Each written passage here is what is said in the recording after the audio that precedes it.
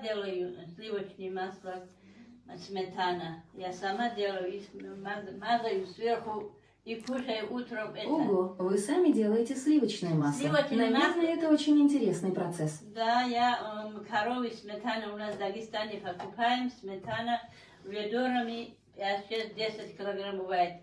Делаем его так. И морозилке засувает разой пакет двойной, разой пакет делает туда так. У нас такое подсолнечное масло, это нехорошее масло, не кушаю. Расскажите подробнее про этот процесс. Мне интересно, как вы делаете масло? Масло делаю, вот это, миксер бывает, и миксер, туда тазик добавляет сметану полностью, и миксер крутит ее. И потом это миксер, когда крутит, она собирается, масло получает. И холодильник замерзшая вода бывает, вода наливает. И просто так руками бьет, и все, она уходит, разовый пакет поставляет в морозильнике.